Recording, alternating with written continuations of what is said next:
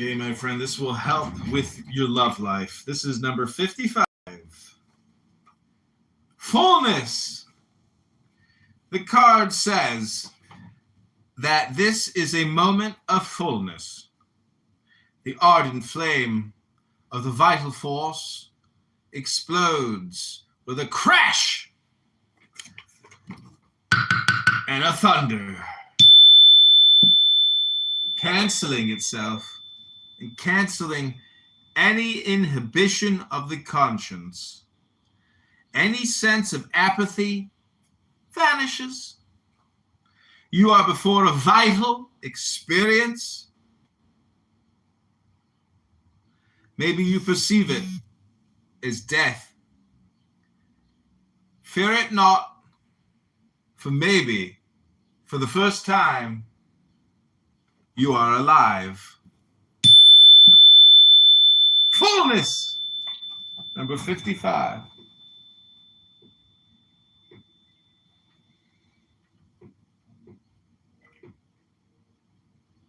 That's the I Ching of love, the love oracle, the Chinese love oracle. People really like this little book I have. Very tiny little book. It's literally 2 pieces of paper, but it's very tiny print.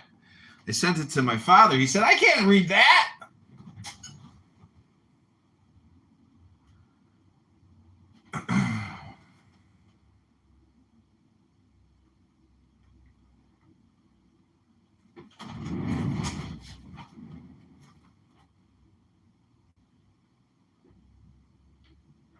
Woo! Caught you, baby.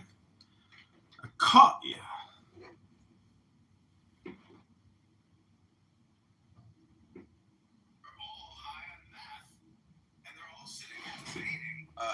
The particular position, but they fail to see the universal truth known as Kabbalah. I don't understand it.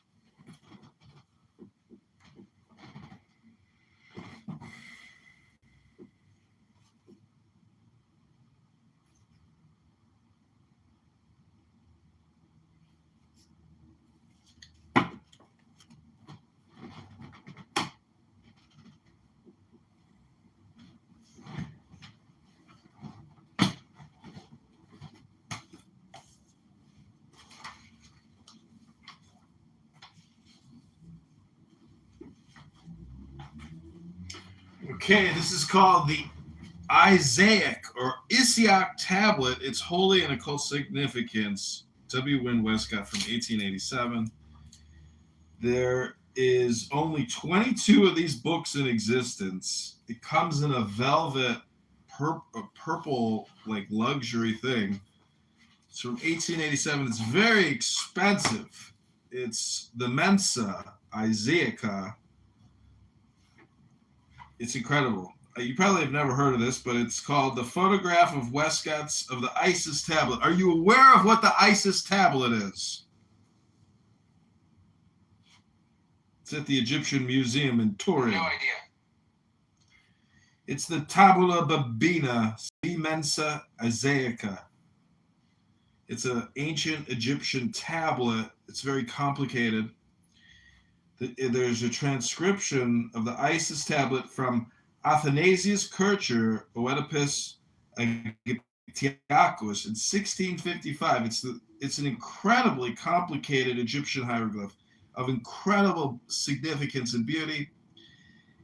And this rare book, translated by this master mage, Westcott, Supreme Magus, it's called the Isiach Tablet of Cardinal Bembo. This curious relic of an age long past cannot fail to attract the attention of every earnest student of the mysteries. Its beauty of design, its careful execution, its obvious antiquity, its certain connection with that most incomprehensible scheme of religion, the Egyptian, all combine to fascinate the mind stimulate the intellect in a search for the explanation of the purpose and meaning of this very elaborate pictorial work of art. Mysterious in its conception, of unknown origin, and of peculiar workmanship, the tablet merits examination and research. From the time of the learned Orientalist Kircher and of the classic Pignorius, many eminent archaeologists and men of letters have devoted their energies to the elucidation of the hidden object of the designer, who must have been as erudite in all the arts and wisdom of the Egyptians, as he was skillful in execution. The well-known names of Mount Fachon, Shuckford, Warburton, Kaesler, Caylus, the Abbé Bagnière, the Abbé Pluchet, Jablonski, Kenneth Mackenzie, Keneally, Wilkinson, Eliphas Levi, and Bonwick, all of whom have ventured some opinions, are sufficient proof of the worldwide interest that this Mensa Isaica has aroused. Many years have now passed away since the author made a labor of love of the drawing of the tablet from which the photogravure in this volume was taken, and his drawing being finished, his work seemed incomplete until he had supplied as its companion an explanatory treatise. However scanty and imperfect it may be deemed, he begs the indulgence of many a learned reader for its shortcomings, and if he has apparently undervalued the opinions of the modern school of scientific Egyptology, it is only because of his conviction that the tablet is essentially an esoteric character, therefore insusceptible of ordinary methods of interpretation. The photogravure provided with this little volume, 10 ins by 8 inches, is of course much smaller than the original, which is approximately 50 inches in length, 30 inches in breadth. So far as can be ascertained, the tablet has not been engraved or printed in its entirety since 1719, when it was published in France by Mount Faucon, and it has never been printed in England.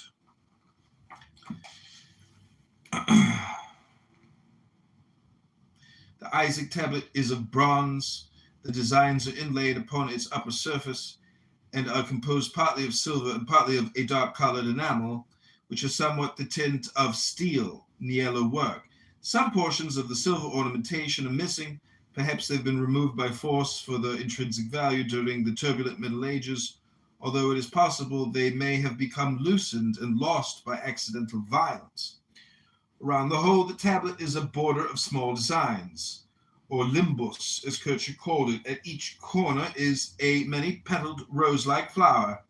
These divide the limbus into 4 portions, 2 vertical, a right and left, and superior and inferior portions. Within this border, there are 3 principal horizontal divisions. The upper and lower regions are of equal depth. The central region is deeper and is further subdivided.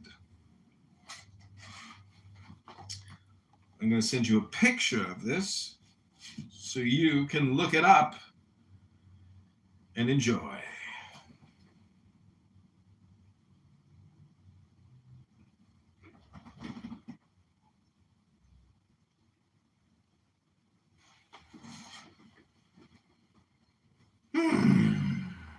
Zach de la Ruda.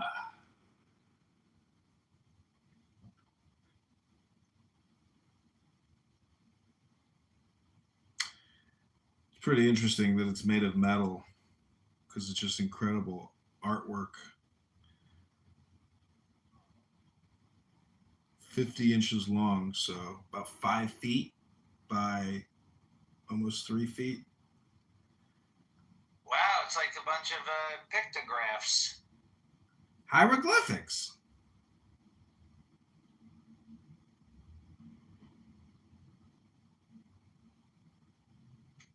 Clearly, it's genius. And whatever they were trying to communicate is unknown to us in 2026. But not anymore, because we bought the very, very rare, very expensive book. It's only 22 copies.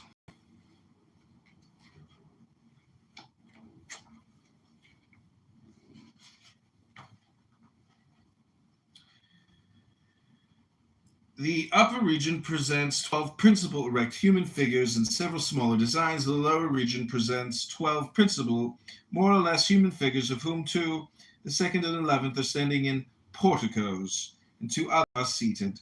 The fifth and the eighth, there are also interspersed among these several smaller figures, as a boy, a dog-headed human figure, a cat, a bird, and other curious mystic designs. The central region presents a middle grand scene, extending over 2/3 of the whole length, consisting of a throned male under a canopy. On each side of her is a triad. Each triad consists of a seated figure, a human attendant, and a winged human figure. There are also two birds at each lateral scene. At each extremity of this scene are placed designs somewhat similar to each other. Each consists of an upper compartment representing a bull, with two attendants, and a lower portion representing two female figures, one on each side of a nameless object, whose formation can be better grasped by sight than from description. Between the upper and lower regions runs a narrow line of hieroglyphics. This does not appear in the photogravure, which from its necessarily reduced size would have rendered them illegible. And within the limbus runs all round a narrow design of wavy lines, with occasional small flowers, vases, phalli, and masks or faces interspersed. The letters which appear on the photogravure do not belong to the tablet. They are the reference marks adopted by Kircher in his scheme of explanation. Most unfortunately, the equally excellent plate given by Pignorius has a different set of reference letters. The only omission from the photogravure is that of the series of very small designs in the plain border of the central canopy and its basement.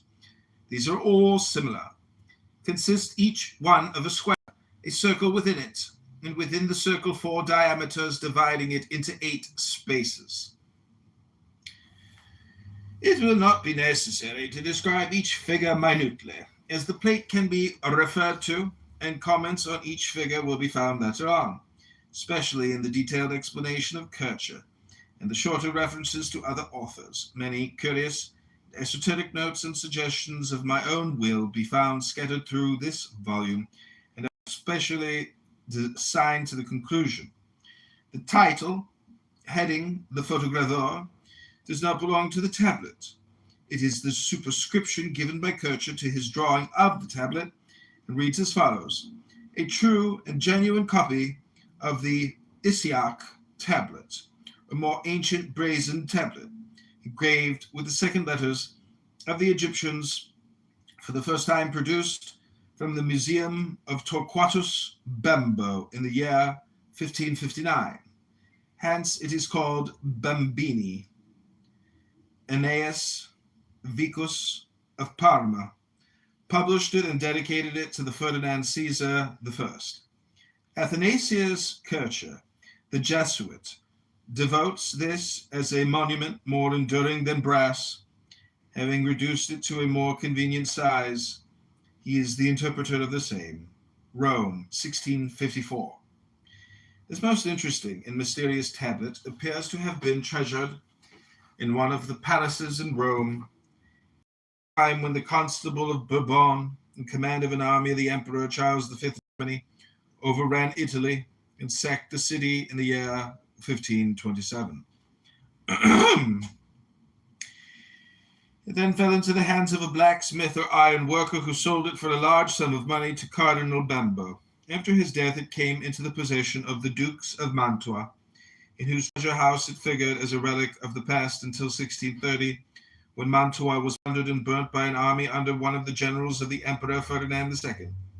It was then once more lost sight of, and indeed many important authors state that it was never seen again, but was probably destroyed by some of the ignorant soldiery, in removing from its surface the silver plates for the purpose of sale.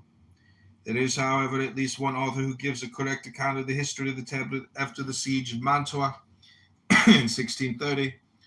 All honor to Johann George Kessler, who published in 1740 his travels through Germany, Italy, and other countries. In his account of the palace in Turin, he says that when Mantua was plundered, the tablet fell into the hands of Cardinal Pava, who made a present of it to the Duke of Savoy, by whom it was preserved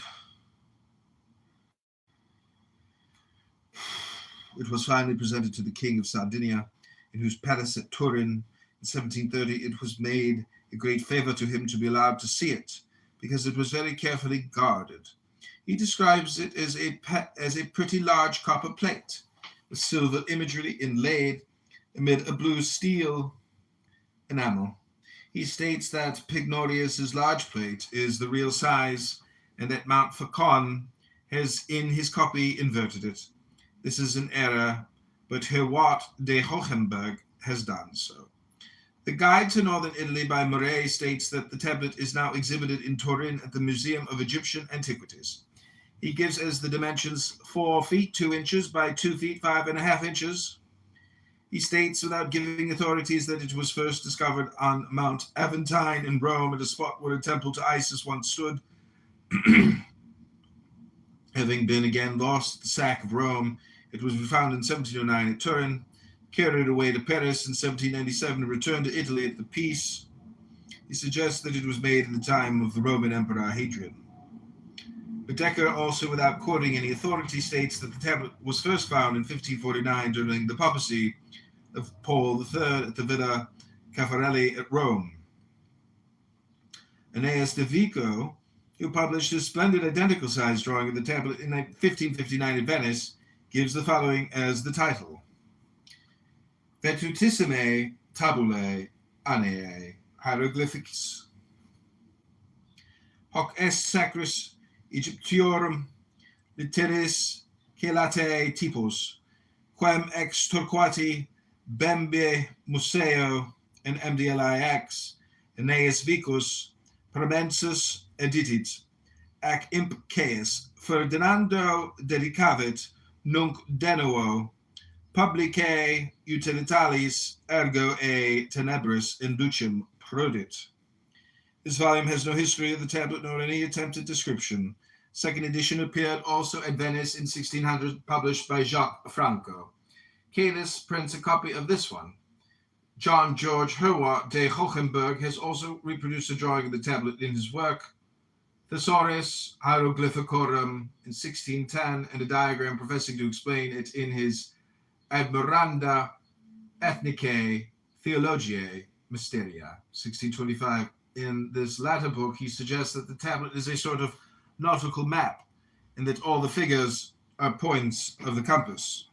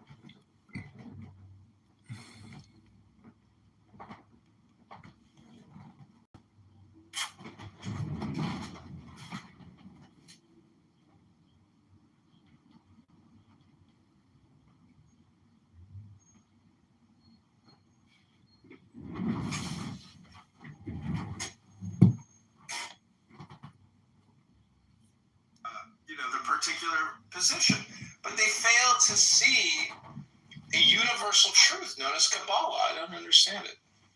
Or the Tao. How do you ignore Hinduism? How? It's got over 1 billion people that are interested in it. There's a lot of Hindus. They don't get a fucking say into your conversations at all? Hello?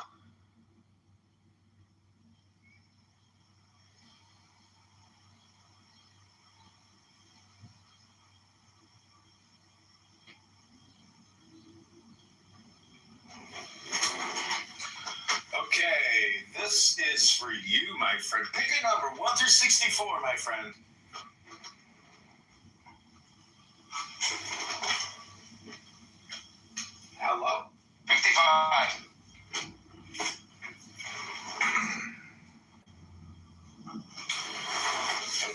friend. This will help with your love life. This is number 55. Fullness. The card says that this is a moment of fullness. The ardent flame of the vital force explodes with a crash and a thunder, canceling itself and canceling any inhibition of the conscience. Any sense of apathy vanishes. You are before a vital experience.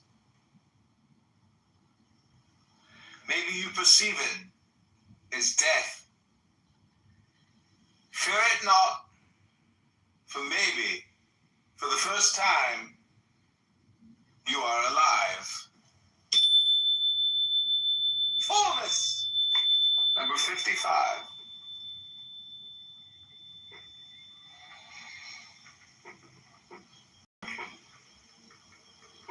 That's the I Ching of love, the love oracle, the Chinese love oracle. People really like this little book I have. Very tiny little book. It's literally 2 pieces of paper, but it's very tiny print. I sent it to my father. He said, I can't read that.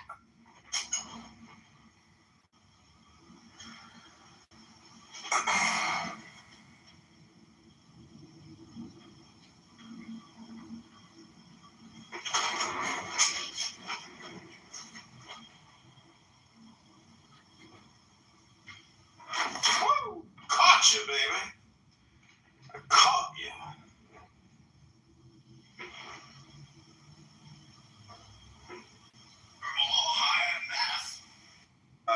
The particular position, but they fail to see a universal truth known as Kabbalah. I don't understand it. Or the Tao. How do you ignore Hinduism? How? It's got over 1 billion people that are interested in it. There's a lot of Hindus. They don't get a fucking say into your conversations at all? Hello?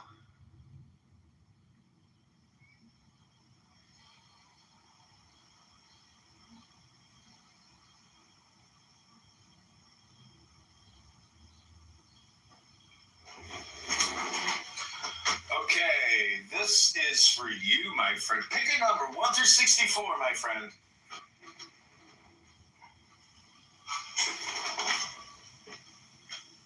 Hello? 55.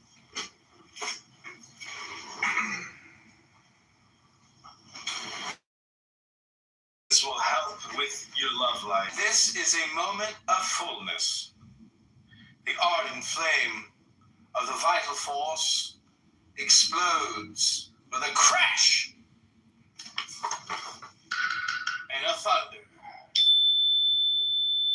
canceling itself and canceling any inhibition of the conscience.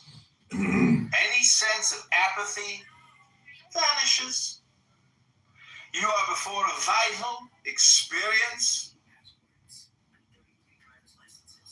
Maybe you perceive it as death. Fear it not, for maybe, for the first time, you are alive. Fullness, number 55.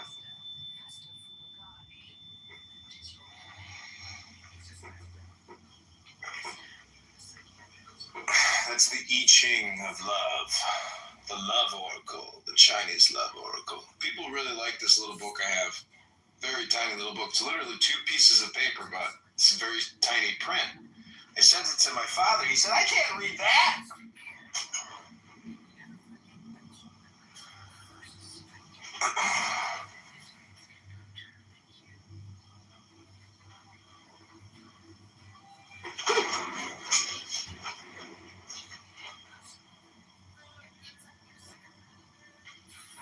Woo! Caught you, baby. I caught you.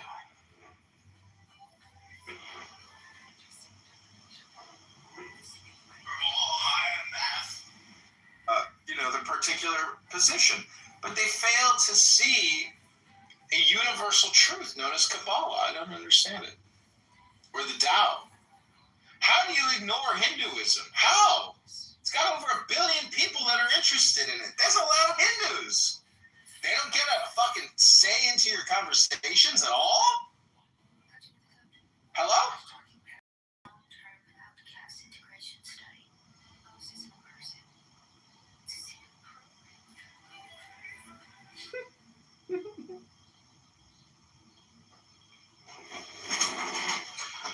Okay, this is for you, my friend. Pick a number, 1 through 64, my friend.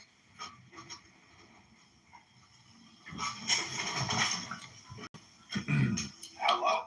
55.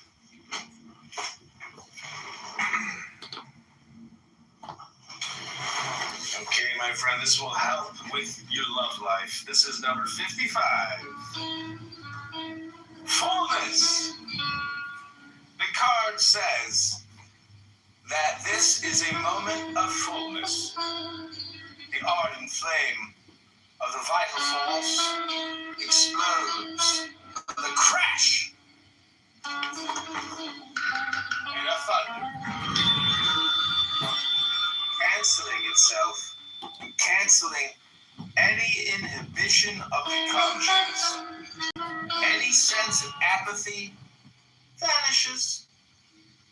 You are before a vital experience. Maybe you perceive it as death. Fear it not, for maybe, for the first time, you are alive. Fullness, number 55.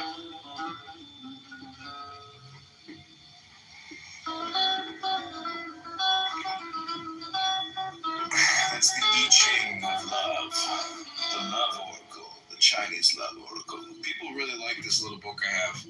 Very tiny. It's literally